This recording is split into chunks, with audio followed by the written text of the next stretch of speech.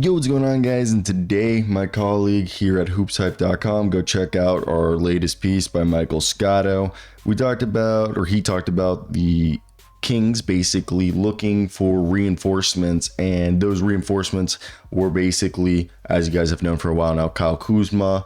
Are some talks we're here that they're saying they're hearing Cam Johnson, and as well as Cam Thomas, and of course Zach LaVine. I think Zach LaVine's the least. You're not going to go back to where you got DeMar DeRozan. I just think the whole reason you got DeMar was because you didn't want to pay Zach LaVine's contract. So out of all this, the two guys that make the most sense right now, if they were, Kyle Kuzma and Cam Thomas. But I really think Kyle Kuzma is the only one out of the four guys we've mentioned. Even Cam Johnson, kind of, but like Kyle Kuzma's on the best contract, and I know he hasn't shown the defensive ability he did when he was on the Lakers championship team, but he was a guy that definitely seemed to be one that can guard opposing teams' better offensive players and help the Kings be a better defensive team. And he would be an upgrade over Keegan Murray. I think this is the other thing is we have to decide, do we go all in, or do you guys still believe in Keegan Murray? Let me hear your thoughts, and let's just get right into some of these trades, and we're just going to break down each trade, what one would look realistic with Fanspo. Let me hear your thoughts down below. What trade do you think's most realistic if you're a Kings fan? Besides that, if you're a Kings fan, Keegan Murray, what is his potential? Do you trade him? I just think you either have to double down and try to go all in on this team, or you got to set yourself up for retooling. It's just a very awkward position. And I don't think they're going to trade De'Aaron Fox, because if they did, I think that would be a last minute or a last resort. I think they'd rather keep De'Aaron Fox, tell him that like nobody else is going to treat you like a superstar like we will. We'll pay you everything you want. You will have the keys of the city. And if that's just not what he wants, then obviously you take the trade. We made a video talking about what a trade like that would look like, but the Kings are using Kevin Huerter and Trey Lyles, Trey Lyles is actually looking better now that he's in shape. But we're just going to go through each team and what that could look like. So I think the easiest one for a Cam Thomas trade, I think a Cam Thomas trade would definitely probably just revolve around either them trying to package young guys like a Colby Jones, who I loved Colby Jones, and I thought Colby Jones was going to be like the next Josh Hart when he came out of Xavier. That has not happened. So I think if you can look at like Colby Jones, if you don't expect him to be a long-term solution, Colby Jones, and I think if you do Colby Jones and Orlando Robinson packaged together with, obviously I think you would have to give him compensation in terms of first round. And outside of that, maybe look at a Deron Sharp, or I just don't know if they like have a power forward that's going to interest them.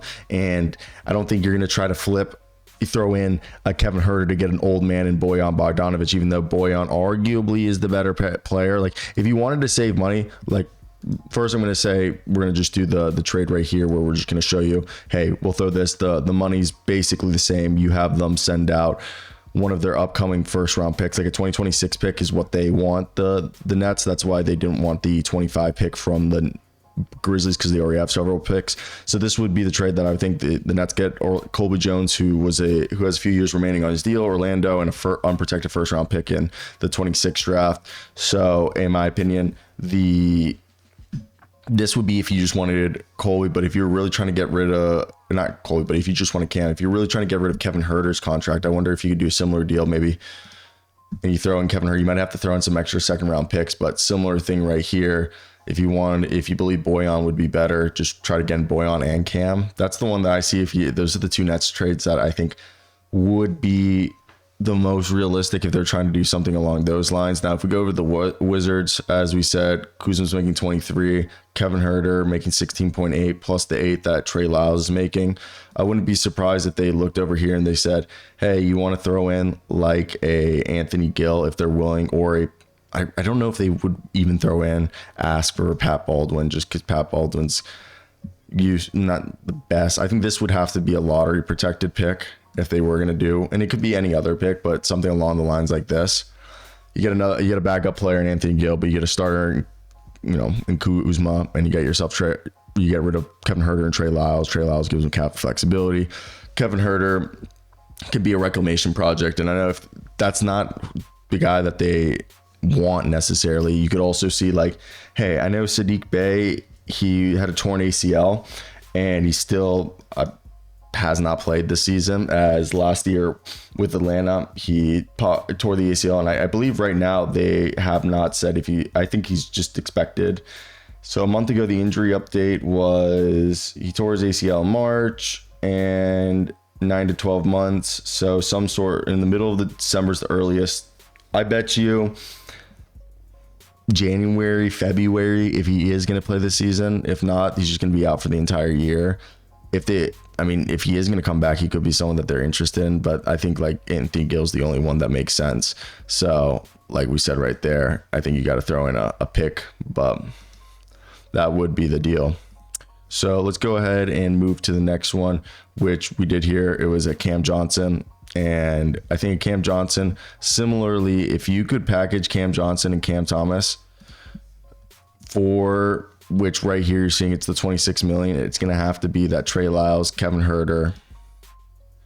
I would maybe throw in Colby Jones because then you're getting under the money. And as we said earlier, you get rid of that pick. And then this is going to be what I think a Cam Johnson, Cam Thomas for Kevin Huerter, Trey Lyles, Colby Jones, and a first round pick. Now, maybe you throw in the rest of the seconds, which would be 3 seconds if you really want to trade swing that. But that's the only one that I see them fetching like, oh, there, you got to double down and you got to give them more of what maybe they would want. Now, and the final trade we'll do right here is the Megalodon. That would have to be the Zach LaVine contract, which I think is the least likely trade. Again, you're going to have to package Kevin Huerter, Trey Lyles, and figure out how to. Damn, I just sneezed, and thank God I was able to pause that and like come right back. Now this is where it gets complicated. You're $18 million short and you're 16 over the tax. Like, we're just going to see financially how much you're still going to have to cut. So they'd have to find $18 million to cut right here to make this deal worth it. And you're looking at all the salaries. Like, there's no way you're trading Malik Monk in this situation, but like, you'd have to make this money work. For example, I personally would never do this deal. I would not do this deal, but the way that I'm seeing it is you just sent out 51. I'd have to assume you're looking at this like you throw in a guy like a Javon Carter, and then maybe, I mean, I feel like you're just losing so much in this deal that it just does not make sense. And I'm just trying to fathom if you can even get money. This works though right here. So something along this lines. This is the only way this makes sense. And it doesn't make sense because, first off, let me explain the rationale. This is to get the salary move. And if you did this, first off, the Kings are taking on salary. Bulls are saving money. You're moving Malik Monk, who's De'Aaron Fox's best friend, which I don't think is like going to happen. And you got to bring in another guard. So like, that's why I had Javon Carter, and you're losing like forward depth. So Jalen Smith would allow you to have a power forward and a 6-man to help replace Malik Monk because you assume Zach LaVine's going to start. I don't think, like, what do you guys think? Which trade is the best? But those are the ones that like I kind of like we put together, and I just feel like if they're going to do something, that's going to have to go along the lines of what they do.